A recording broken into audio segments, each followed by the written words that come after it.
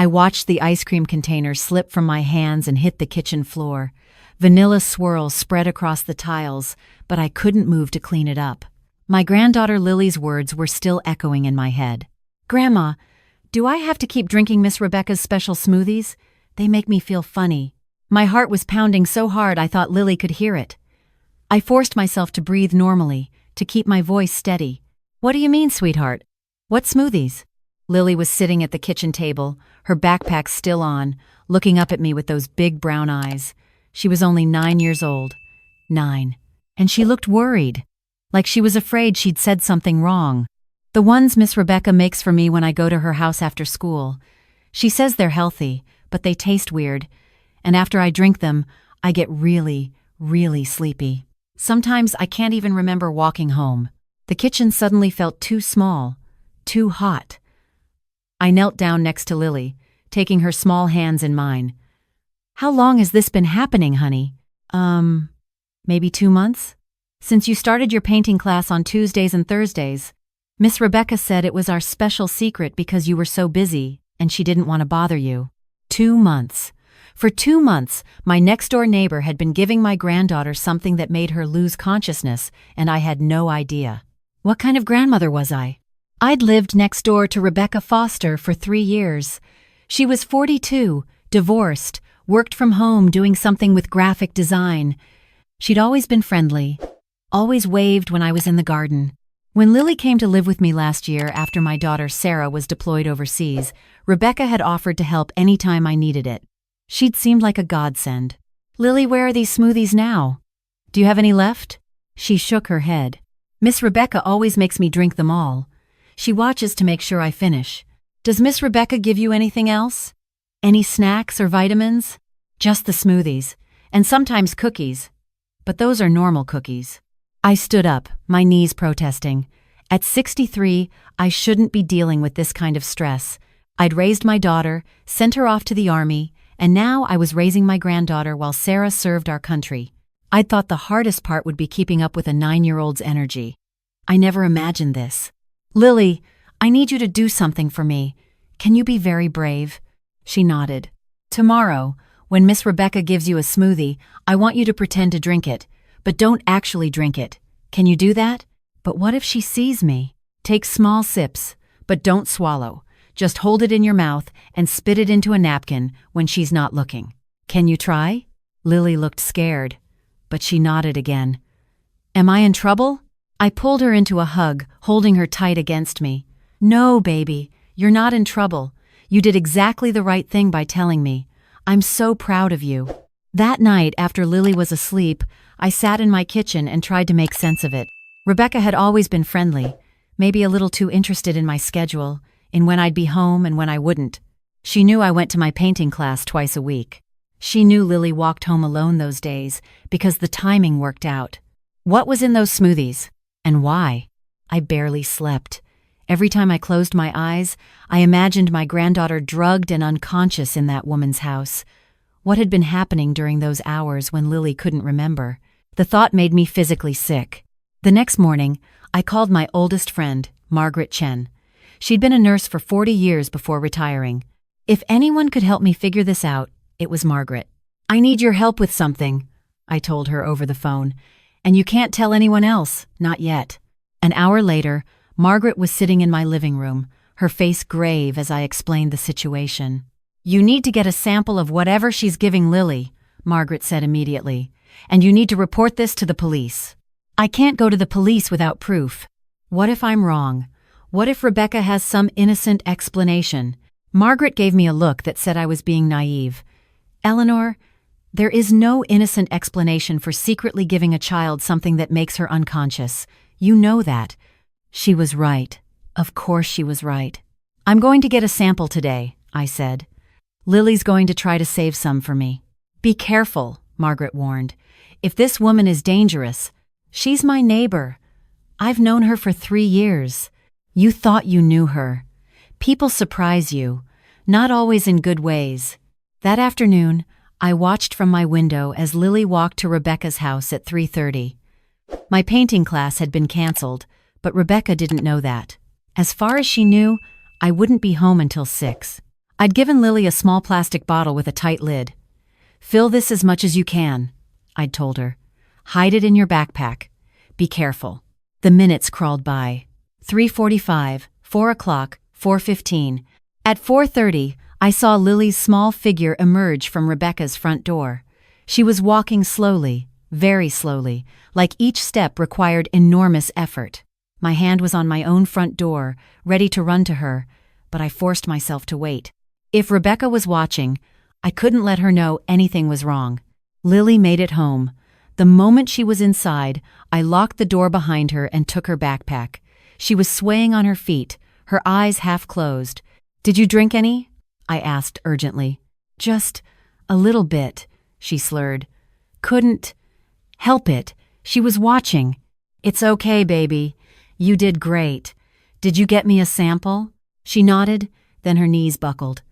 I caught her and half-carried her to the couch. Her eyes were rolling back. "Lily! Lily! Stay with me!" "So sleepy, Grandma."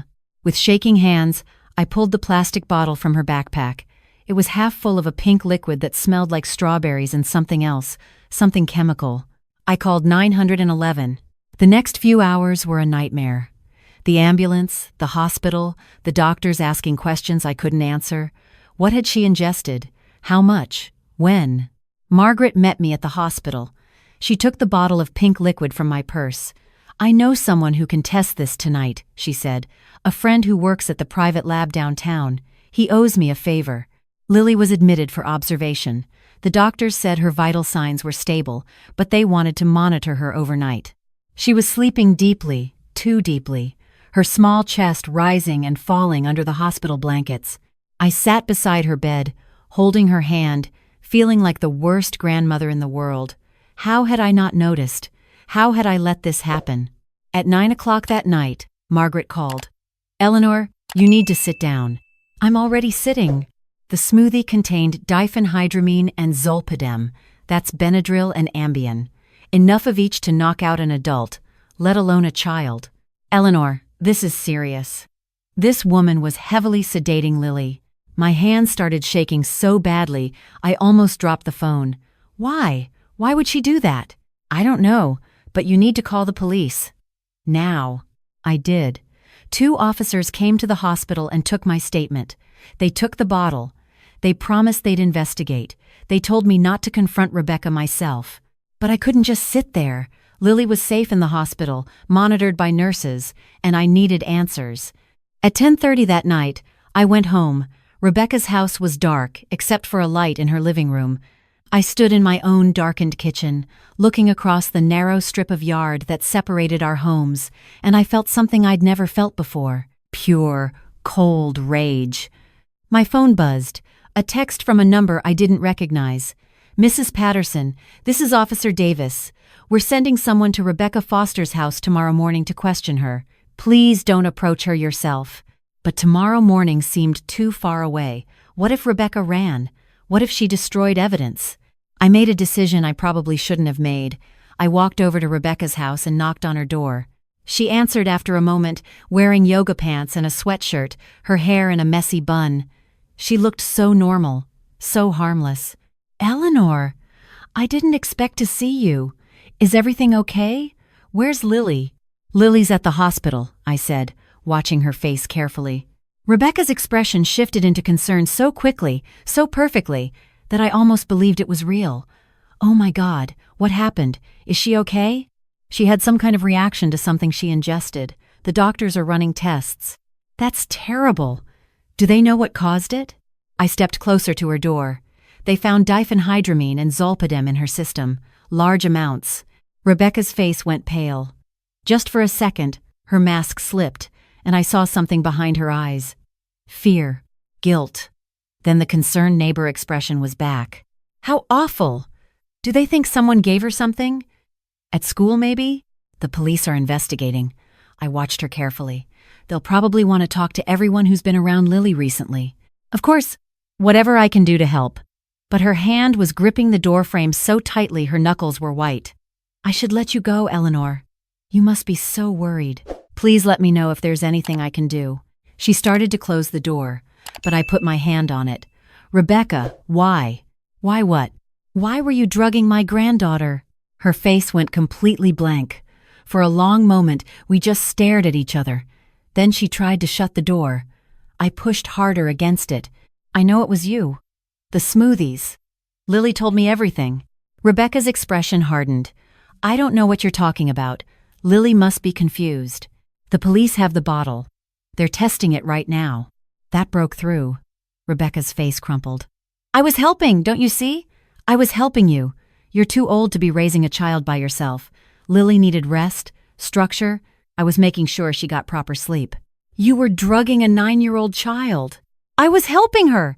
And you were so busy with your little painting classes and your friends, you never even noticed how tired she was, how much she needed someone to care for her properly. You had no right. I had every right. Someone needed to step up. Your daughter abandoned her, and you're too elderly to handle this responsibility. Lily deserves better than an old woman who can barely keep up with her. The words hit like physical blows. Every insecurity I'd had about raising Lily alone came rushing back. But underneath the hurt was anger, sharp and hot. So, you thought drugging her unconscious was the solution. It was just to help her sleep, just for a few hours, so I could spend time with her. Make sure she was doing her homework properly. Make sure she was eating right. You don't feed her enough vegetables, Eleanor. And her reading level is below grade standard. Someone needed to step in and... You're insane. Rebecca's face twisted into something ugly. I love that little girl more than you do. I was there for her. I was the one who made sure she... Red and blue lights suddenly flooded through the windows. A police car had pulled up to the curb. Rebecca saw them and something in her snapped. You called them? After everything I've done for Lily? I cared about her. I made sure she was safe. You drugged her. I was protecting her from you, from your negligence. The police were at the door now, knocking firmly. Police! Open the door! Rebecca looked at me with pure hatred. You're going to regret this. Lily needs me. She'll never forgive you for taking me away from her. Open the door, ma'am. Now. What happened next was a blur. Rebecca was arrested. They found a cabinet in her kitchen filled with prescription bottles, some with her name, some with names I didn't recognize. They found a journal where she'd been documenting Lily's progress under her care, detailed notes about Lily's sleeping patterns, her homework, her eating habits. Pages and pages of obsessive documentation. They found photos. Hundreds of photos of Lily, taken through windows, in the yard, walking to school. Photos of Lily sleeping on Rebecca's couch, unconscious from the drugged smoothies. The detective who interviewed me later said Rebecca had been planning to petition for custody. She'd been documenting everything she claimed was wrong with my care of Lily, building a case to prove I was unfit. The drugs were to create a routine, to make Lily dependent on Rebecca's care, to have those hours where she could play house with someone else's child. She's done this before, the detective told me. Different city, different child. That's why she moved here. She has a restraining order from another family in Colorado. I felt sick. I'd welcomed this woman into our lives. I'd trusted her with my granddaughter. Lily came home from the hospital the next day. She was quiet, withdrawn. The doctors said the drugs were out of her system, but the psychological impact would take longer to heal. I'm sorry I didn't tell you sooner, she whispered that night as I tucked her into bed. I thought I'd get in trouble. Miss Rebecca said if I told you about the smoothies, she'd tell you all the bad things I did at her house. She said you'd be so disappointed in me. What bad things, sweetheart? I don't know. I can't remember most of the time at her house, just bits and pieces. That's why I was scared. I held her while she cried. My strong, brave little girl who'd been manipulated and drugged and probably traumatized in ways I couldn't fully understand. None of this is your fault, I told her firmly. Not one single bit. You did exactly the right thing by telling me. You saved yourself, Lily. You're so brave. The legal process dragged on for months. Rebecca was charged with child endangerment, drugging a minor, unlawful imprisonment, and stalking. Her lawyer tried to claim she was just a concerned neighbor who'd made poor choices. The prosecutor presented her journal, the photos, the drugs, the history in Colorado. Margaret came with me to every court date. She held my hand when I had to testify about finding Lily barely conscious, about the bottle of drugged smoothie, about the moment I realized my neighbor had been systematically drugging my granddaughter for months. Rebecca was sentenced to 8 years in prison. It felt both like too much and not enough. Lily started therapy. At first, she didn't want to talk about it. Then, slowly, pieces started coming back. She remembered Rebecca quizzing her constantly about me, about our routines, about when I'd be home. She remembered Rebecca telling her I was too old, too tired, that Lily was a burden to me. She remembered Rebecca saying that someday, maybe Lily could come live with her instead. Wouldn't that be nice? Did you want to live with her? I asked gently during one of our talks. Lily shook her head vehemently. No, I wanted to stay with you. But she made it sound like maybe you didn't want me anymore. Like I was too much trouble. You are never too much trouble. You're my whole world, Lily. She looked up at me with tears in her eyes. Really? Really? Your mom trusted me to take care of you, and I will protect you with everything I have. Always. We moved 6 months later. Not far, just across town, to a neighborhood where I didn't have to look at Rebecca's empty house every day. Where Lily could walk to school without passing the place where she'd been drugged and manipulated. Sarah came home from deployment finally. She held Lily for a long time, crying, apologizing for not being there. We told her it wasn't her fault, that she was serving our country, that we were so proud of her. But I could see the guilt in her eyes, the same guilt I felt. Mom, Sarah said to me one night after Lily was asleep, I can't thank you enough for protecting her, for trusting your instincts. If you hadn't listened to her, don't think about it, I said. She's safe. That's what matters. But we both thought about it. We both knew how much worse it could have been. Lily's 10th birthday came around. We had a small party, just family and a few friends from her new school. She was laughing, playing, acting like a normal kid. But sometimes I'd catch her looking around nervously, checking who was there, making sure she was safe. The trauma counselor said it would take time. That Lily would probably always have trust issues, would probably always be hypervigilant around new people. But kids are resilient, she assured us. With support and love, Lily would heal. A year later, Lily came home from school with a project. They'd been asked to write about someone they admired and why. She'd written about me. My grandma is my hero because she always listens to me, even when I'm scared to talk, she'd written. When something bad was happening to me, I told her and she believed me right away. She saved me.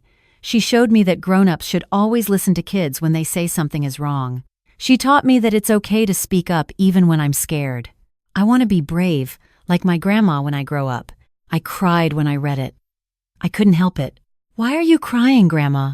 Lily asked, worried. Did I write something wrong? No, baby.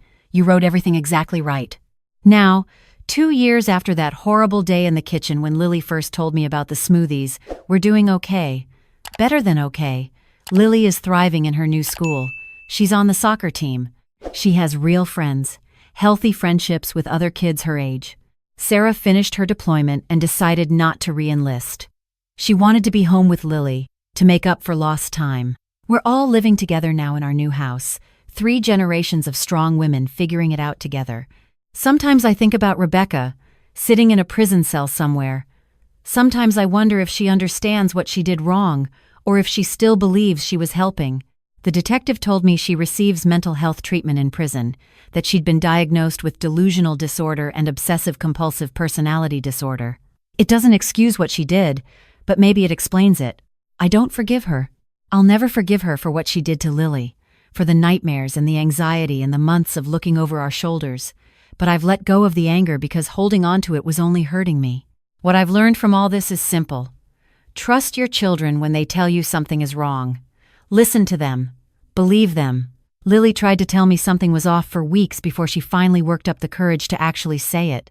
Looking back, I can see the signs I missed: how tired she was on Tuesday and Thursday evenings, how reluctant she was to go to Rebecca's house, how she started asking if she really had to go to my painting class.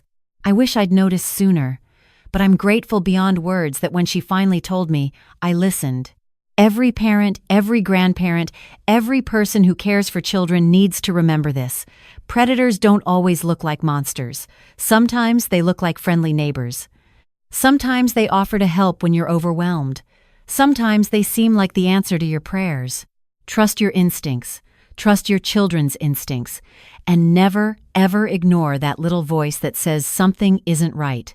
Lily is safe now. We're all safe now. And I'll spend the rest of my life making sure she knows she can always, always come to me with anything, no matter how scared she is, no matter what anyone has told her. Because I'll always listen. I'll always believe her. And I'll always protect her. That's what grandmas do.